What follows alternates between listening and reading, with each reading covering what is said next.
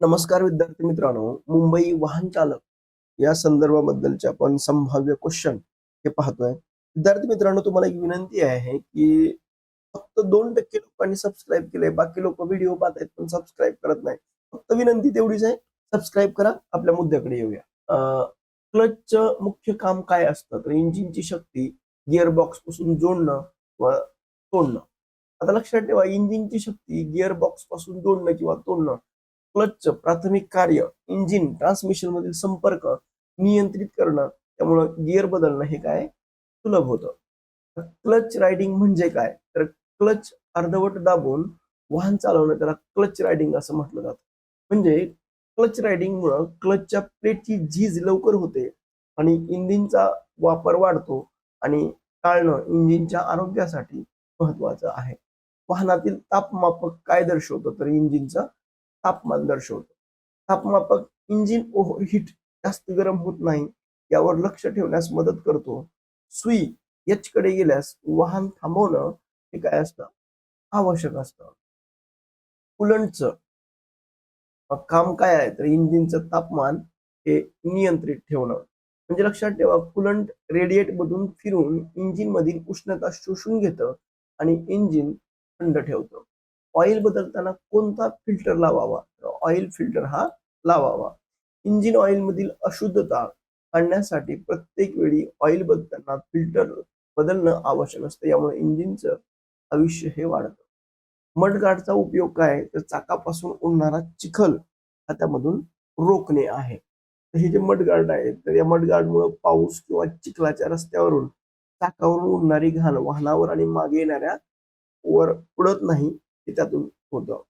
Engine मधील piston प्रणालीचं कार्य काय आहे? तर रासायनिक ऊर्जेचं गतीज ऊर्जेमध्ये रूपांतर करणं. म्हणजे पिस्टन मधील इंधनाचा ज्वलनातून निर्माण झालेली ऊर्जा वाहनाला गती देण्यासाठी वापरतो आणि हे इंजिनचं हृदय मानलं जातं. बाजूचे आरसे साइड मिरर कोणत्या प्रकारचे असतात? तर ते बहिर्वक्र प्रकाराचे असतात. म्हणजे बहिर्वक्र आरशामुळं चालकाला मागचं विस्तीर्ण क्षेत्र पाहणं सोपं जातं, ज्यामुळं सुरक्षित ड्रायव्हिंग ही काय होते? शक्य होते. वाहनाच्या मागे रिफ्लेक्टर का असावा? तर रात्रीच्या वेळी दूर होऊन वाहन दिसण्यासाठी असावा. रिफ्लेक्टर प्रकाश परावर्तित करतो, ज्यामुळे अंधारात इतर चालकांना वाहनांचं अस्तित्व समजतं आणि अपघात हे टळतात. टायरमध्ये जास्त हवा असल्यास कुठे जास्त घासतं? तर ते मध्यभागी घासतं. जास्त हवेमुळे टायरचा केवळ मधला भाग हा रस्त्याला टेकतो, त्यामुळे तिथे जास्त झीज होते आणि यामुळे टायरचं आयुष्य हे कमी होतं.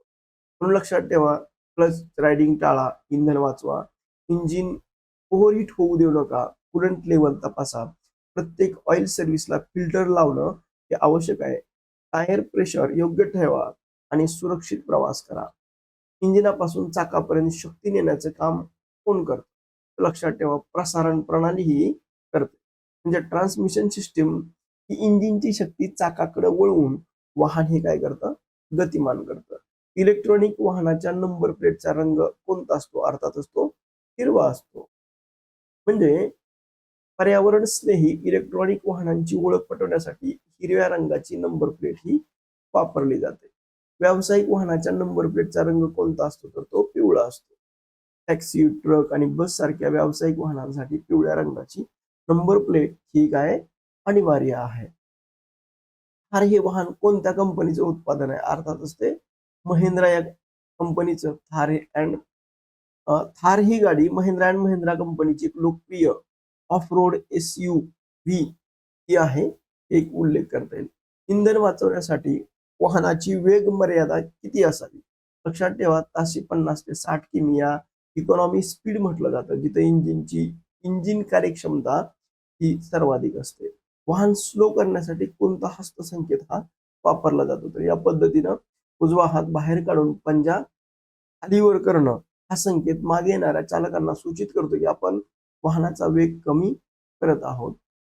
3 लेन एक्सप्रेसवेवर सर्वात उजवी लेन कशासाठी असते?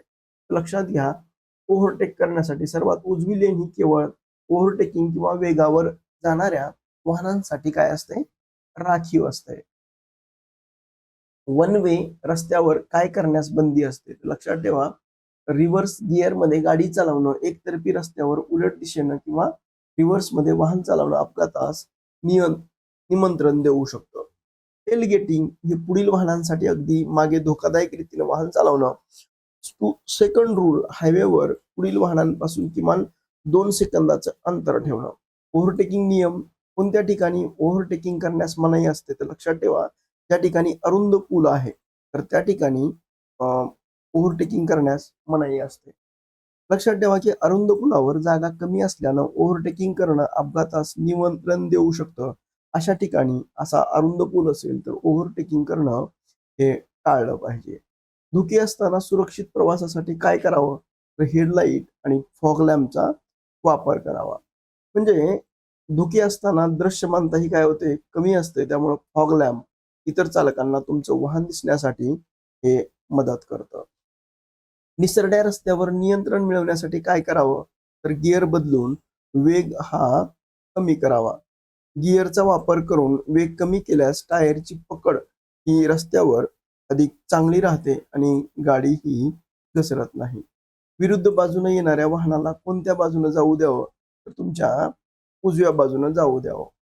वाहतुकीला च्या नियमानुसार समोरून येणाऱ्या वाहनास उजव्या बाजूचं मार्ग देणं हे सुरक्षित असतं.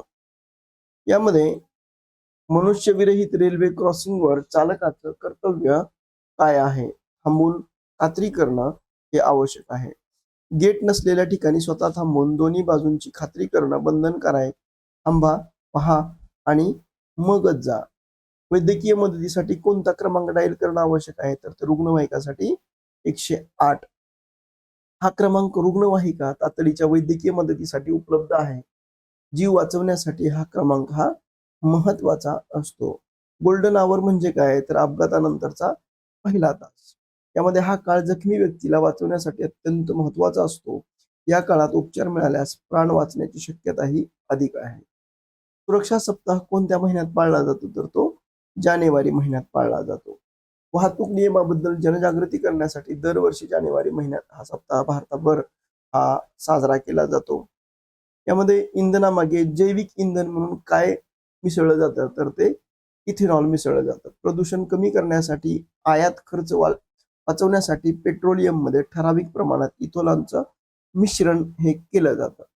रक्तामध्ये किती अल्कोहोल आढळल्यास कारवाई होते तर 30 मिलीग्रॅम पेक्षा जास्त आढळल्यास कारवाई होते. म्हणजे ब्रेथलायझर चाचणीत रक्ताच्या अल्कोहोलचं प्रमाण या मर्यादेबाहेर गेल्यास कायदेशीर कारवाई ही त्यामध्ये केली जाते. तीव्र उतारावर वाहन कोणत्या गिअरमध्ये असावं तर ज्या गिअरमध्ये चढाव असतात त्याच गिअरमध्ये हे असावं. ज्या गिअरमध्ये चढाव चढला त्याच गिअरमध्ये इंजिन ब्रेकचा वापर करून उतारावर वाहनावर उत्तम नियंत्रण हे मिळवता येतं. आता लक्षात ठेवा की तीव्र उतारावर केवळ ब्रेकवर अवलंबून न राहता लोअर गिअरचा वापर केल्यानं इंजिनचा वेग वाहनावर नियंत्रित ठेवतो, ज्यामुळे ब्रेक्स गरम होऊन निकामी होण्याची शक्यता ही कमी असते. आता लक्षात ठेवा चौकातील अधिकार राईट वे हे आपल्याला उल्लेख करता येईल. म्हणजे चौकातील कोणत्या वाहनाला पहिला अधिकार असतो तर आपल्या उजव्या बाजूच्या वाहनाला असतो. आपल्या उजव्या बाजूच्या वाहनाला वाहतूक शिस्तीनुसार उजवीकडून येणाऱ्या वाहनाला आधी मार्ग देणं हे काय असतं अपेक्षित असतं. आता लक्षात ठेवा की जेव्हा चौकात सिग्नल नसतो तेव्हा उजवीकडून येणाऱ्या ट्रॅफिकला प्राधान्य द्यावं, त्यामुळे अपघाताची शक्यता कमी होतं आणि वाहतूक ही सुरळीत राहते. म्हणजे पादचारी सुरक्षा या संदर्भाबद्दल फुटपाथ नसलेल्या रस्त्यावर पादचाऱ्यांनी कोणत्या बाजूला चालावं तर रस्त्याच्या उजव्या बाजूने चालावं. रस्त्याच्या उजव्या बाजूने चालल्यानं काय होतं समोरून येणारी वाहनं ही पादचाऱ्यांना स्पष्ट दिसतात, ज्यामुळं सुरक्षितताही वाढते. समोरून येणारी वाहने पाहता येतात, चालकाची नजर तुमच्यावर पडते. अपघाताच्या वेळीनं चपळाईनं बाजूला होता येतं. परवाना आणि कागदपत्राच्या संदर्भामध्ये लक्षात ठेवा. आंतरराष्ट्रीय ड्रायव्हिंग परमिटचं स्वरूप कसं असतं तर ते तात्पुरत्या स्वरूपाचं असतं.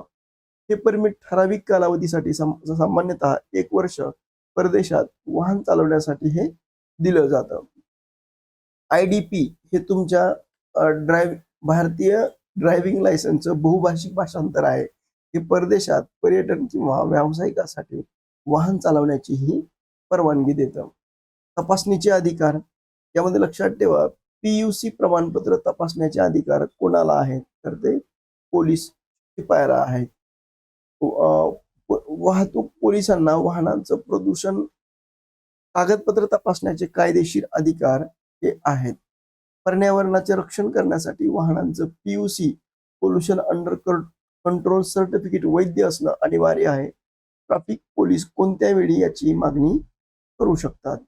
आता रस्ते पायाभूत सुविधाच्या संदर्भाबद्दल आपण पाहू. समृद्धी महामार्गाची अंमलबजावणी कोणती संस्था करते? तर MSRDC ही करते. म्हणजे महाराष्ट्र राज्य रस्ते विकास महामंडळ या प्रकल्पाचं नियोजन आणि बांधकाम करते. 701 किमी लांबीचा हा महामार्ग मुंबई आणि नागपूरला जोडतो. MSRDC द्वारे निर्मित हा प्रकल्प महाराष्ट्राच्या आर्थिक विकासात मोठी भर घालतो. आता लक्षात ठेवा, हायवे आणि अभियांत्रिकीच्या संदर्भाबद्दल एक्सप्रेस वेला जोडणाऱ्या रस्त्याला काय म्हटलं जातं? तर ते स्लीप रोड असं म्हटलं जातं. म्हणजे स्लीप रोड या अर्थाने की मुख्य महामार्गावर प्रवेश करण्यासाठी किंवा बाहेर पडण्यासाठी स्लीप रोडचा वापर हा केला जातो. स्लीप रोडमुळे वाहन महामार्गावरील वेगवान वाहनाच्या प्रवाहात अडथळा न आणता वाहनांना सुरक्षितपणे हायवेवर प्रवेश करता येतो. आता लक्षात ठेवा की पायलट वाहनाचं मुख्य काम काय? मार्गाची पाहणी करून मार्ग हे निश्चित करणं. मार्गाची पाहणी करून मार्ग निश्चित करणं हे वाहन मुख्य ताफ्याच्या पुढे राहून रस्त्यावरील अडथळ्याची माहिती देतं. पायलट वाहन हे सुरक्षेच्या दृष्टीने अत्यंत महत्वाचं असतं. ते रस्ता मोकळा आहे की नाही, पुढे काही धोका तर नाही ना, याची खात्री करतं. आता लक्षात ठेवा की इंधन बचत आणि ड्रायव्हिंगच्या सवयीच्या संदर्भाबद्दल पाहू. वाहनाचं मायलेज कमी येण्याची मुख्य कारण काय? लक्षात ठेवा, चुकीच्या पद्धतीनं गिअर बदलणं हे आहे.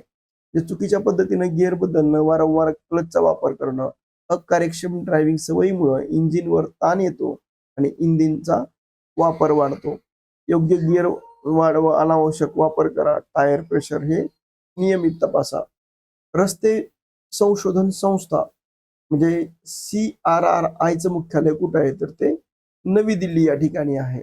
रस्ते संशोधन अभियांत्रिकीमधील ही भारतातील सर्वोच्च संस्था ही नवी दिल्ली स्थित आहे.